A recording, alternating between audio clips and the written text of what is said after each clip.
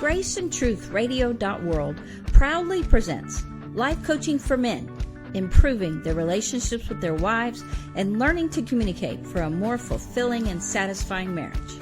And now, Men Loving Well, with Christian counselor, author, and relationship coach, Dr. Jim Slaughter. Welcome, everyone. Today I have with me a special guest, Dr. John A. King.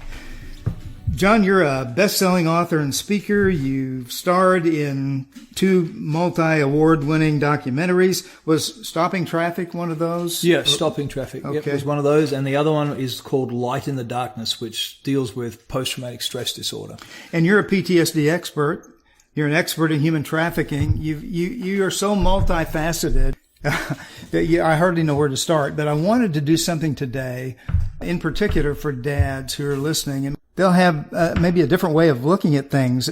Today, I wanted to help men understand how they could keep their kids safe or safer. And we were talking just a second ago about people being kidnapped all over the place. They're being stolen. We see videotape of a woman trying to steal a child away from its mother in the mall. Uh-huh. And my wife and I were just talking earlier today about a report of a woman being dropped off by her husband who parked the car momentarily, came back, she was gone, and they can't find her. Sometimes I just think that the trafficking issue, the dangers that people face out there aren't real enough to us. Yeah. And one of the reasons I wanted to have you address this issue rather than some of the other things you could have done is that problem. I want the people who listen to this show to understand that this is a serious danger, that our kids can be in danger, and that, what can a dad do to help with that and to keep their kids safer? Sure. Look, I think it is. I think we live in a bubble, and they have unfortunately tried to make the influx of, I am an immigrant myself. Mm-hmm. They've tried to make the influx of illegal immigrants into our country a political issue, and then instead of a safety issue. Now, when you accept, and then people need to, that 60%, 70% of people coming across the border are being trafficked. There was a recent article out that came out today that 1 in 3 people that have come over, the DNA don't match in the family. So these are people that are being brought over in the guise of family, little boys and little girls that are being brought over. They are being trafficked. That's just how it goes. And and this is why we're seeing a spike in this. America has, at the height of the slave trade, the transatlantic slave trade, with 385,000 slaves, indentured slaves here. Currently in America, it's 4.2 million. So if you think of that number, the sheer, and that's only the rough stats that we've got on it. In Texas alone, our home state, there's 300,000 this year. In fact, Texas has become the largest center for trafficking, and the majority of that is coming out of illegal immigration. You've got these massive cartels. It's a $150 billion industry. It's the biggest crime industry in the world. Mm-hmm. And people are doing it. So when you talk about people getting kidnapped and taken in malls, etc., you're thinking, oh man, that only happens in Mexico. Yeah. That only happens in South America. Yeah. Yeah. And that's what we're seeing here. We're seeing the same groups of people come over here, and they're doing it here. And we have a percentage of our population that want to either live in a bubble and think it doesn't happen in America, or live in a bubble and think, oh, well, everyone's nice and wonderful and yummy, and they're only wanting to come here to get a second chance. Yeah, right. Whatever, man. They're smoking rainbows. It's just not the case. Right. I was thinking, too, about the fact that when I was a kid, I'd get my friends during the summertime. We'd get on our bikes. We'd ride around the neighborhood. Everything was okay. Nobody was really afraid of too much. My mom would say, be home before dark. And, we would do that. Something makes me think it might be, a little bit dangerous to do that these days. Yeah, it's a different world, mate. Yeah. It just is a different... Look, I think those things were happening back then. I don't know if it was happening at the same level it was happening today, but what we are is more aware of it. It certainly was happening in certain parts of the world, not in America, don't think in the Western world so much. In places like the Middle East, it's always been a part of the fabric. And I just think life is different. And, there's often you see these memes of, I survived the 70s, no seatbelts, smoking in public and blah, blah, blah. And I get that, but it's not the 70s anymore. Mm-hmm. And we have to understand that our world has changed. And as parents, I don't think there's a man who's watching the Taken movie with Liam Neeson and thought, man, if that happened to my kid, man, I'd love to do that. I'd like to be that. There's not a man that doesn't get incredibly agitated by what's happening in the world. Mm-hmm. And I think part of what we've got to understand is men have to give themselves permission to step up and be men and be husbands and fathers. Wow. That's a great statement. I appreciate you saying that. I've heard you say one of the things that you recommend, or that you say we can be more involved in, is just the lives of our kids, being more engaged with them, knowing what their environment is like, who their friends are, their teachers, whatever. Could you address that a little bit? Yeah, I remember one of my kids at one stage, there was a need to change a password for their Apple iTunes account. I was just going through the same thing we did as changing passwords. They were 11 at the time, and that he had forgotten what his password was. I didn't know what it was, and I approached Apple, and they said, because he's 11, you have no right to change your child's password. And I was like, you got to be kidding me. I can't believe that. But that's but that's happening all over the place at the moment. And the reality is, if you're a father and you are paying for a child's cell phone, and that child receives, and this is one of the cases we were dealing with, we had a 15-year-old boy who had a 16-year-old girl from another part of the country text him naked images of herself. So he was a recipient of it, not an agitator in the whole thing. And because it had been received on his phone, he was now in possession of child pornography. Because the father was the owner of the phone, the father was going to face felony charges. So we helped them. We went and saw and approached the police. And that's what people don't understand. You're responsible for what the kid's doing. Mm-hmm. And if your kid's watching pornography, if your kid's engaging in sexting, in pornographic activities, then you're liable for it. Not only is a child going to face an issue of moral corruption and a degradation issue, like in the United Kingdom at the moment, the average age for impotent men is now 23 years of age, because they've grown up since the age of 11 and 12 just watching pornography all the time, because it's at the end of their hand. If any child that's got a smartphone has access to the most heinous pornography, snuff movies, whatever it is, and also puts themselves in a situation of being able to be groomed. And you have to be intrusive as a parent. I think the biggest thing a dad can do or a mum can do is make the choice. You're either going to be their best friend or their parent.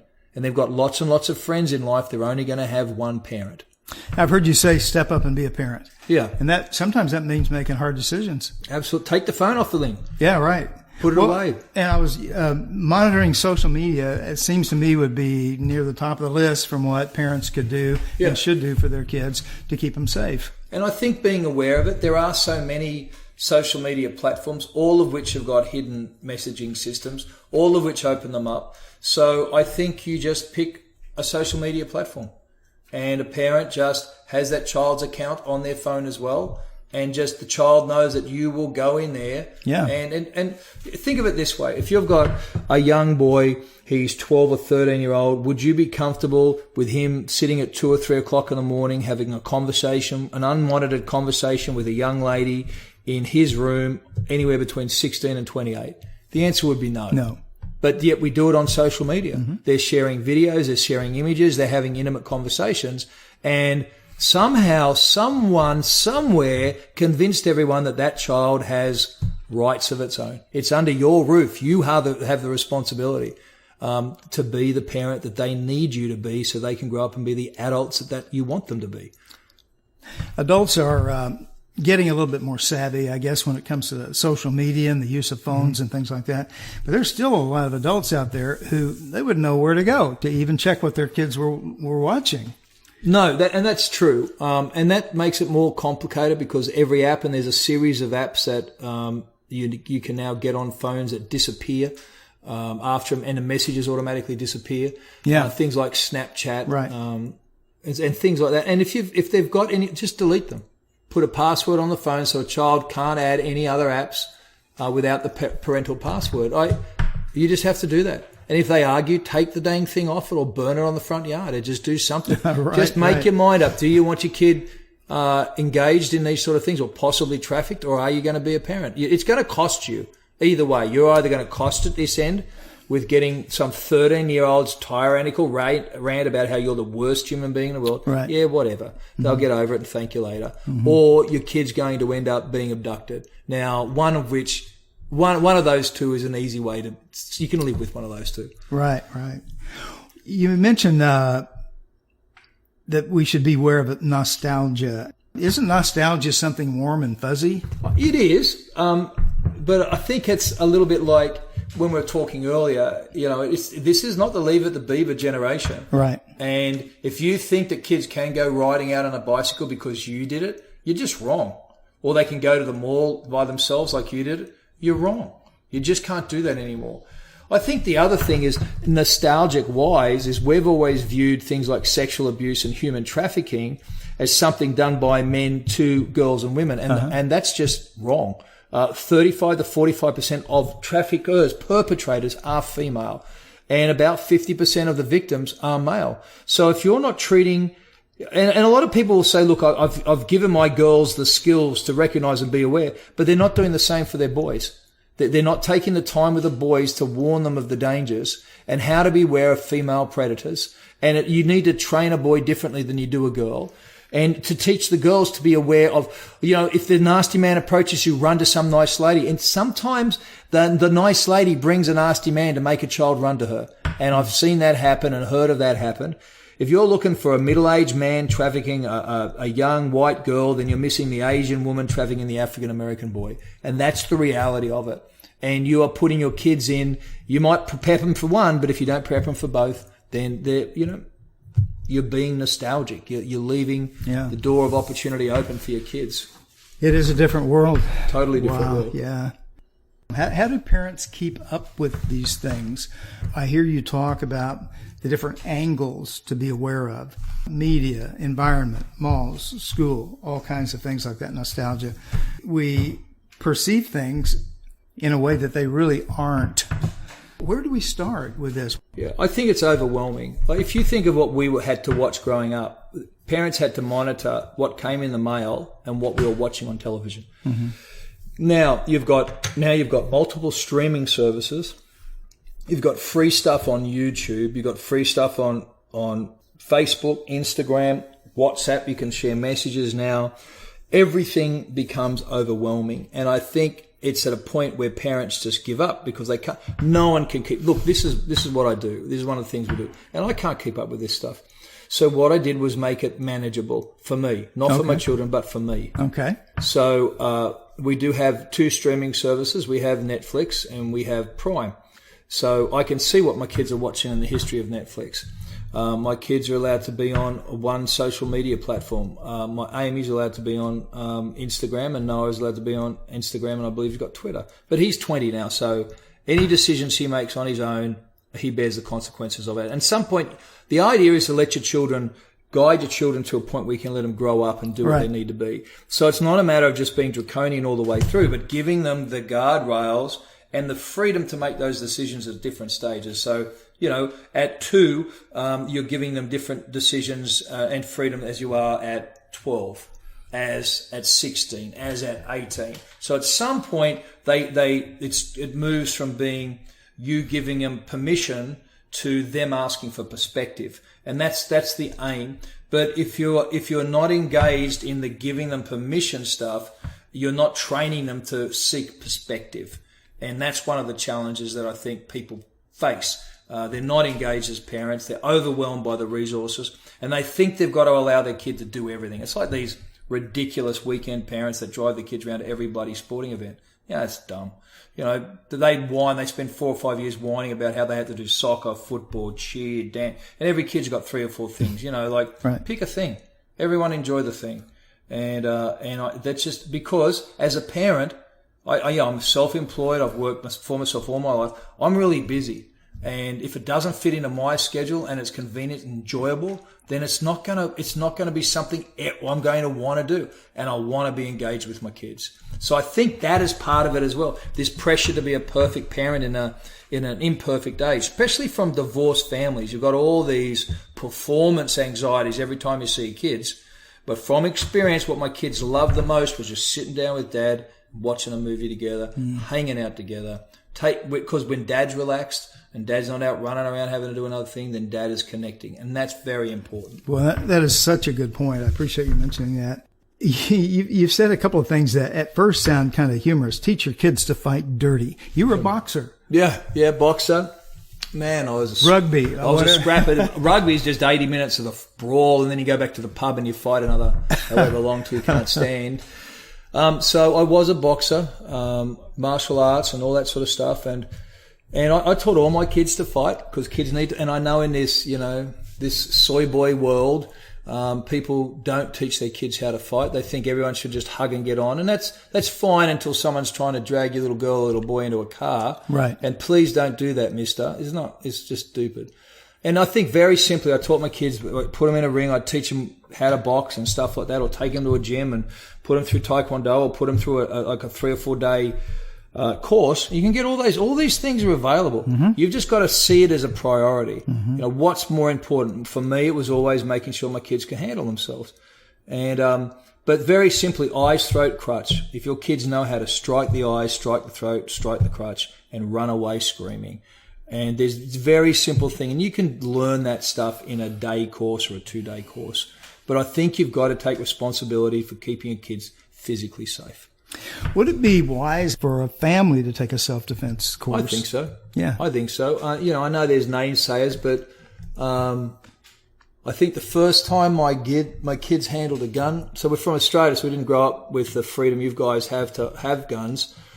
I think we were doing live fire exercises from a single shooter scenario up in Kansas, and I think my youngest was 16 at the time. So she knows how to, and we were putting through 1,000 rounds through a Glock a day for 4 days. And then we did live fire and there's a little bit extreme, and all the naysayers will get on and whatever, man. But all I know is my kids under in a stressful situation know how to communicate with each other, know how to talk to each other, know how to run for cover, know how to draw and fire if they need to. And, we should ban all guns. Great, okay, whatever. I don't want to get into that argument. But even if we ban all guns, bad guys are still going to have guns. Right. And bad people are still going to want to do things to our children.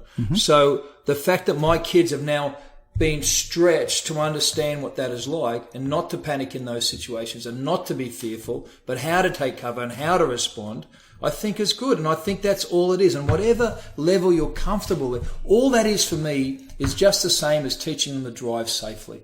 Defensively. It's another level of skill that I hope they will never, ever need. Right. And I hope we can make our world a perfect utopian where they never have to scare, and my grandkids never have to. But until that day cometh, then I want to make sure my kids are prepared. Yeah, absolutely. Absolutely. Well, thanks for addressing that issue. You mentioned that emergency numbers can be helpful.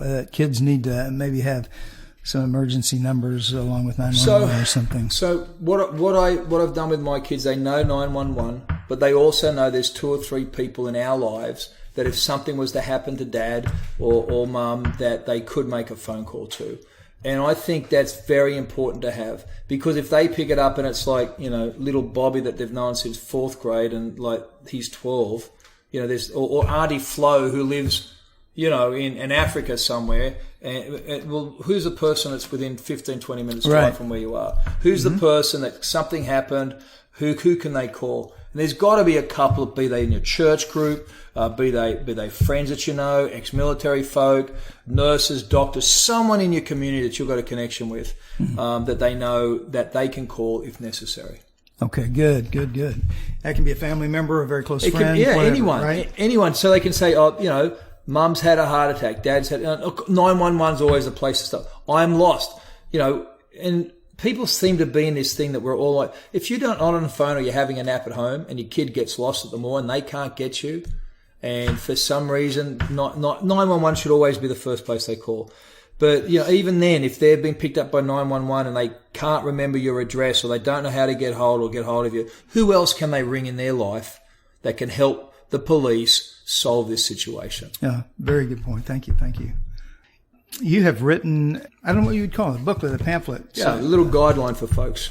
Called Keeping Kids Safe. Which is where the title of our program today came from. In fact, knowing a little bit about you and knowing some of the things that you've produced, you have done such an enormous service to the general public in some very difficult areas, and I appreciate that. Thank you. And this is one in particular.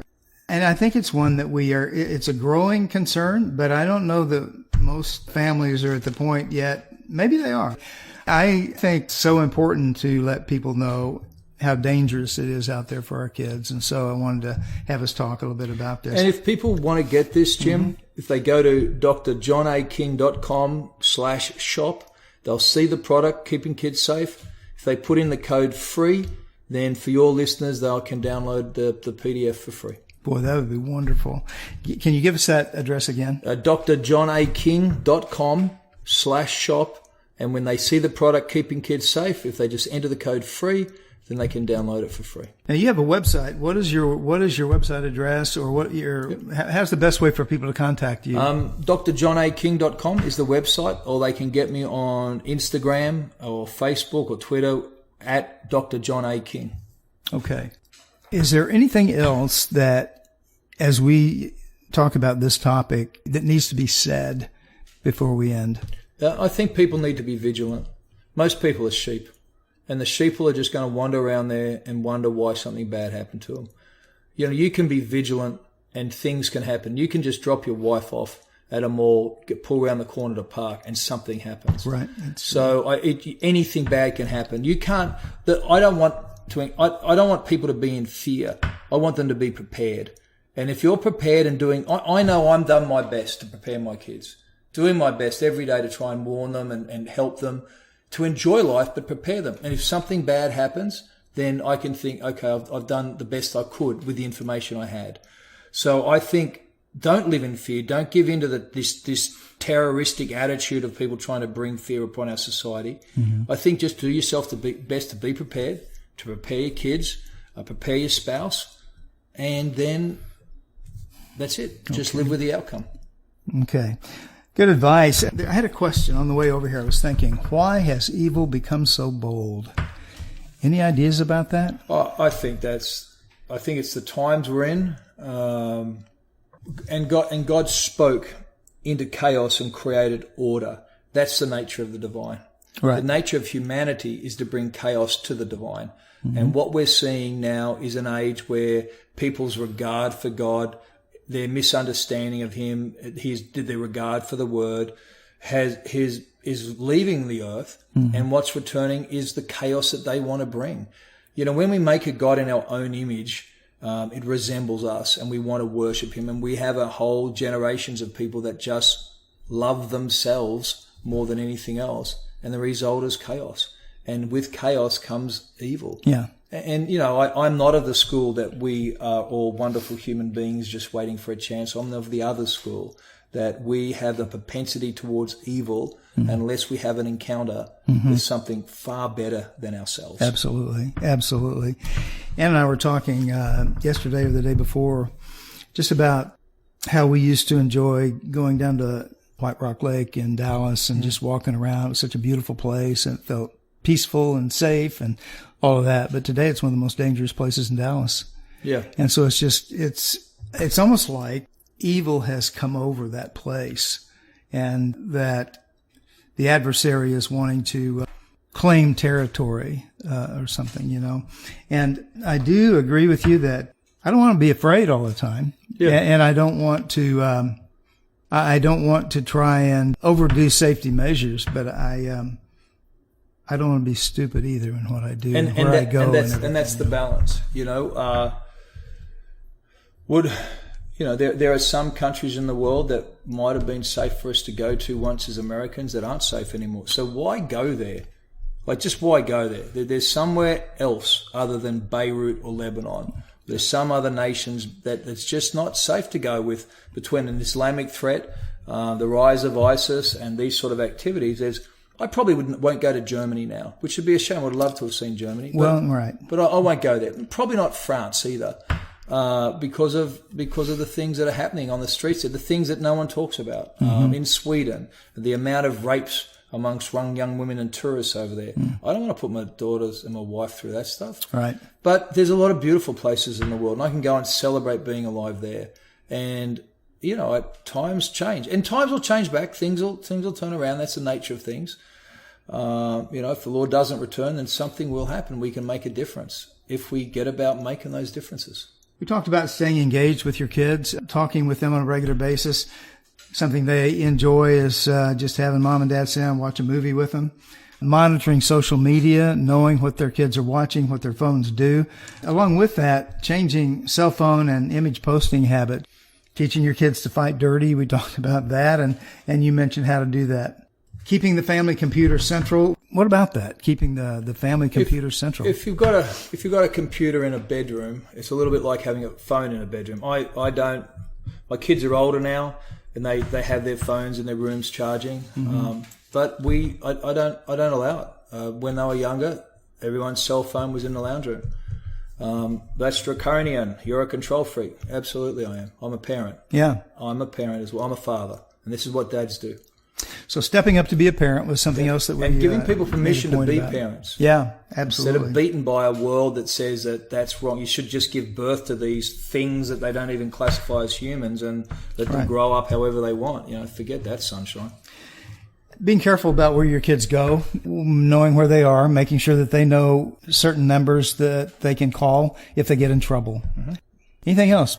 No, just again, if they want the manual, drjohnaking.com/shop. Enter the code free. I'd love them to take it. Love to hear from them, and I hope it does some good. John, you have a number of books out. One that I'm working my way through right now is a little bit different subject, but I wanted them to know about it. #Deal with it. Living well with PTSD.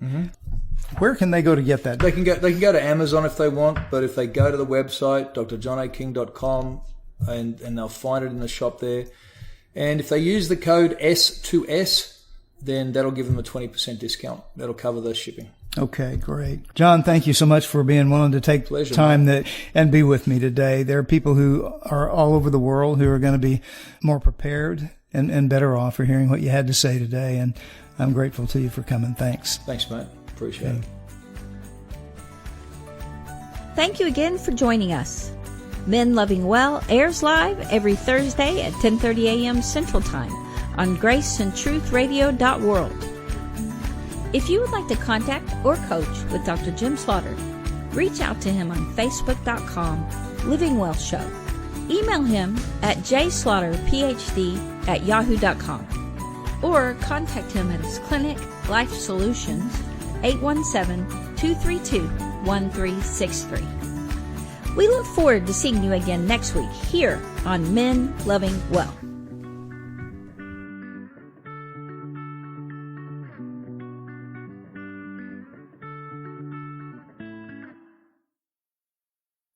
Life Solutions Coaching and Counseling in Fort Worth, Texas is a full-service wellness clinic providing individual, group, and family counseling, one-on-one coaching for life and wellness, and naturopathic treatments of medical massage therapy combined with essential oils to ensure you reach your health and wellness goals. Sessions are available in person or by phone. Get started on your new life today. Just call 817-232-1363 or go to lifesolutionscoachingandcounseling.com or email them at lifesolutionscc@yahoo.com.